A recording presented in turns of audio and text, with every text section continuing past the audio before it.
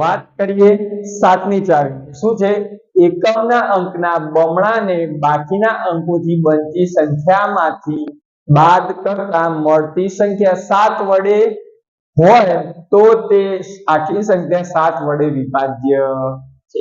આ મોટું વાક્ય છે, સમજ નહીં પડી હોય ચલો સમજાવ। જેમ કે કોઈ એક્ઝામ્પલ લેવું કે ચલો લેવ 343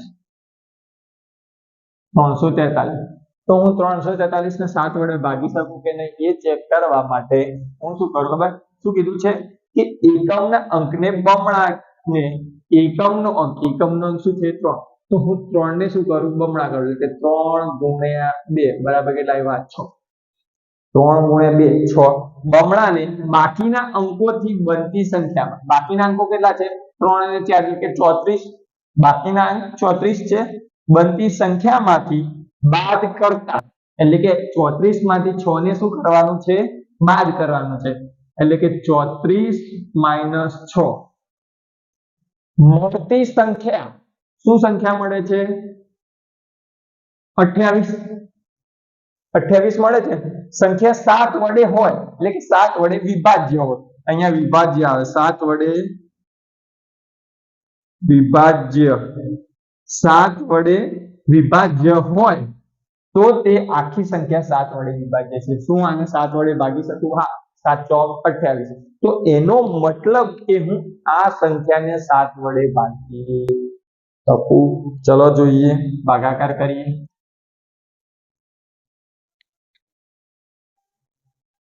343 ને 7 વડે ભાગો ચલો તો 7 7 તરી 21 7 ચોક 28 7 પંચા 35 7 ચોક 28 14 2 ચલો 14 માંથી 8 જાય તો કેટલા વધે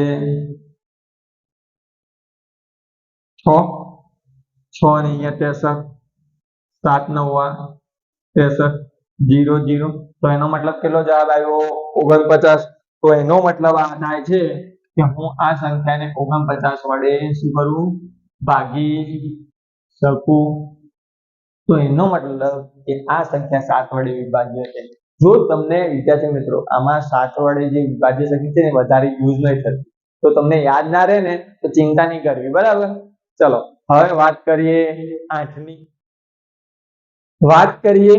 8ની ચાવી શું છે કે છેલ્લા 3 અંકોથી બનતી સંખ્યાને 8 વડે વિભાજ્ય હોય તો એ સંખ્યાને 8 વડે ભાગી શકું તો ચલો એક એક્ઝામ્પલ લઈને ચેક કરીએ જેમ કે એક્ઝામ્પલ લઈએ છીએ 131 144 ભાગ્યા 8 ચલો તો હું આ સંખ્યાને 8 વડે ભાગી શકું કે નહીં એ ચેક કરીએ તો એક શું બોલે છે શરત કે છેલ્લા 3 અંકોથી બનતી સંખ્યા એટલે છેલ્લા 3 અંકોથી કઈ સંખ્યા બને છે 144 થી બનતી સંખ્યા 8 વડે વિભાજ્ય છે તો ચલો ચેક કરીએ ભાઈ છેલ્લા 3 વડે બનતી સંખ્યા 8 વડે વિભાજ્ય છે તો અહીંયા ચેક કરીએ 144 ભાગ્યા 8 તો ચલો 8 એકા 8 14 માંથી 8 જાય તો 6 4 નીચે ઉતર્યા 8 64 એનો મતલબ કે શું હું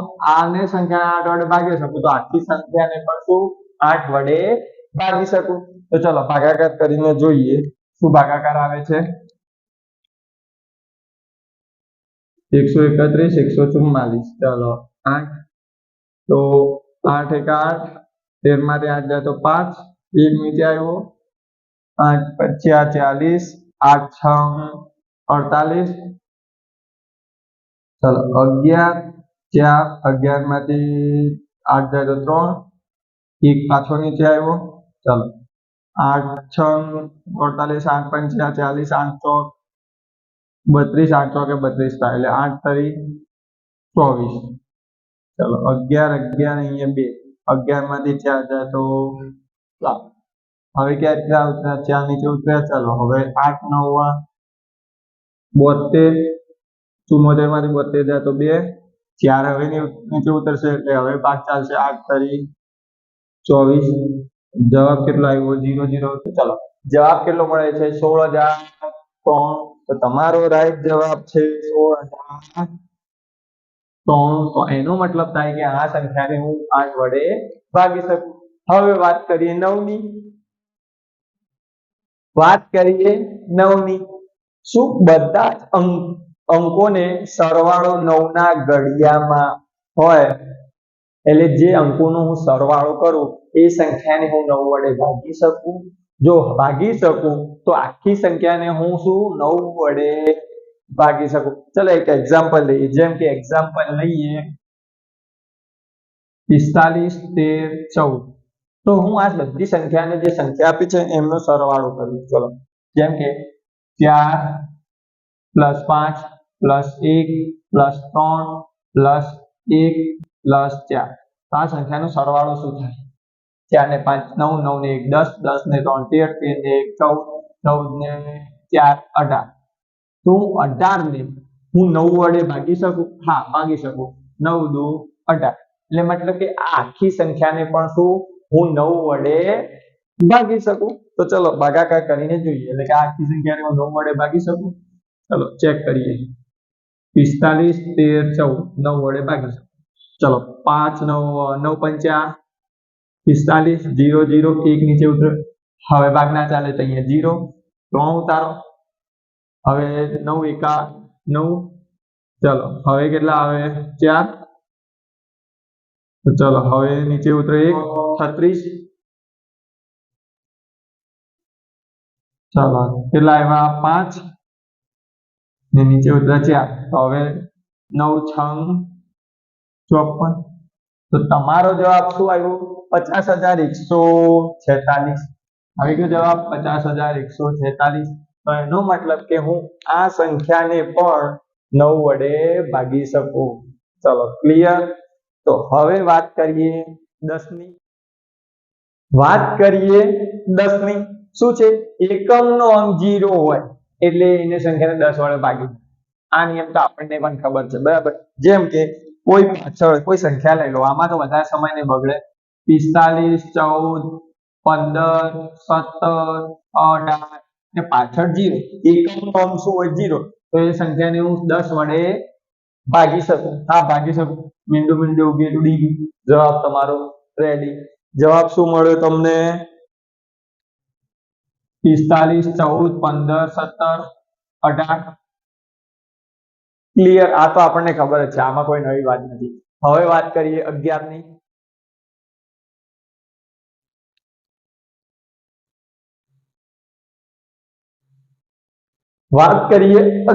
ચાવી શું છે? કે એકી સ્થાનના અંકોનો સરવાળો અને બેકી સ્થાનના અંકોનો સરવાળાનો તફાવત 0, 11, 22 એટલે એક જેવા બે અંકો, બરાબર? 0, 11, 22, 33, 44, 55, 66, 77 જે અપ ટુ ચાલતા રહે હોય તો તે 11 વડે વિભાજ્ય છે. આમાં કઈ સમજ પડી હશે નહીં. ચલો એક્ઝામ્પલ લઈને સમજીએ. જેમ કે એક એક્ઝામ્પલ લેવું છું. 54, 50, 445. ચલો આ એક્ઝામ્પલ લેવું છું કે હું આ સંખ્યા 11 વડે ભાગી શકું કે નહીં એ ચેક કરવાનું છે. તો શું કહે છે? વ્યાખ્યા પાછી જોઈએ. જેમ કે એકી સ્થાનના અંકોનો સરવાળો. એકી સ્થાન કીધું, એકી સંખ્યાને શું કીધું છે? એકી સ્થાનના અંકોનો સરવાળો. આમાં એકી સ્થાન કયા કહેવાય? એકી સ્થાન જેમ કે આ એક, આ ત્રીજું સ્થાન એકી સ્થાન, પાંચમું સ્થાન એકી સ્થાન અને સાતમું સ્થાન શું કહેવાય? એકી સ્થાન કહેવાય, બરાબર? ચલો એમનો સરવાળો કરીએ. જેમ કે 5 5 + 4 + 5 કેટલા થાય? 5 ને 5 10, 10 ને 4 ને +5 19 થાય. ડન?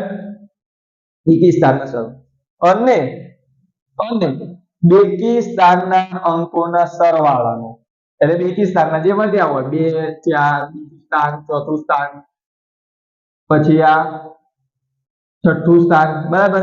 એમનો સરવાળો. જેમ કે 4 + 0 + 4 એટલે કેટલા થાય? 8 થાય. ડન? અહીંયા સુધી ચાલો.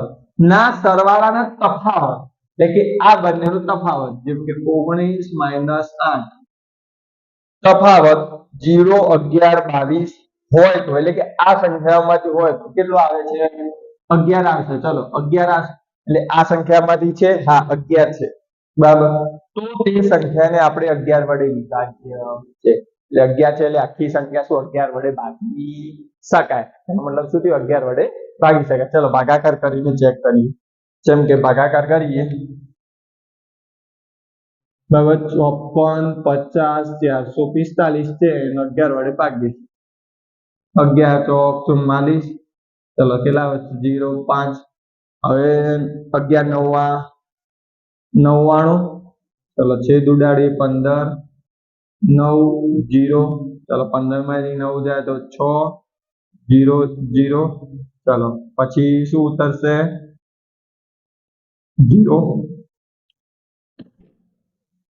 પછી આવશે 11 પંચ્યા 55 ચલો 10 5 એટલે કેટલા આવ્યા 5 4 નીચે ઉતર્યા 11 ચોક 44 પેલા આવ્યા 1 0 4 પાછા આવ્યા 104 એટલે હવે 11 99 કેટલા આવે 14 9 અહીંયા 0 0 0 14 માંથી 9 જાય તો 5 કેટલા નીચે ઉતર્યા 5 તો 11 પંચા 55 શું આવ્યું 0 0 તો એનો મતલબ કે આપણને જવાબ શું મળ્યો 4,95,495 ક્લિયર બાબા આટલી ચાવી હતી જેને તમને શીખ્યા